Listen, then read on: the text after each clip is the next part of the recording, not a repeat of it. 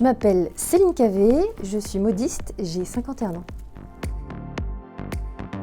Impertinence création de chapeaux a vu le jour en 2005. Au départ, c'était sur Rouen, puis petit à petit, c'est devenu un atelier du côté de Val-de-la-Haye. Puis maintenant, depuis 2018, c'est à Romilly-sur-Andelle, un atelier beaucoup plus grand puisque j'ai la chance d'être dans une ancienne verrerie. Je fabrique sur mesure des chapeaux et des accessoires de tête, des chapeaux de pluie, des chapeaux de cérémonie, des chapeaux plus haute couture pour des défilés, pour le théâtre, pour le cinéma, des accessoires de tête sur des serre-têtes, toutes plein de petites choses comme ça.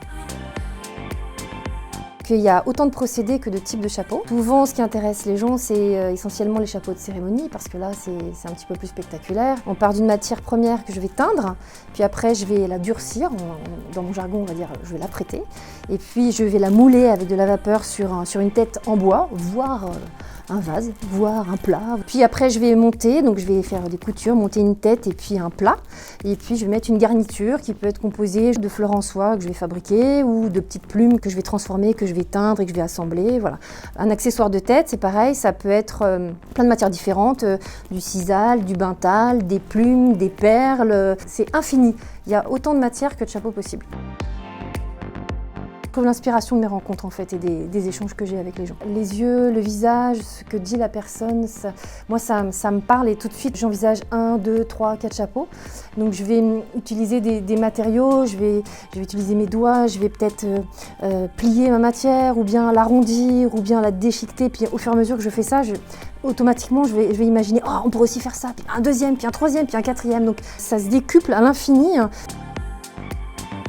Il y a plein de choses extraordinaires qui se passent dans la région. Landelle est absolument incroyable, on peut la descendre. J'ai découvert l'espace vert que je ne connaissais pas. Il y a de l'architecture à voir, il y a des vieilles pierres pour ceux qui, comme moi, aiment ça. Et puis après, il y a des artisans d'art qui sont juste exceptionnels. Donc finalement, ça donne pas trop envie de voir ailleurs. On est bien chez nous et on a bien envie d'y rester.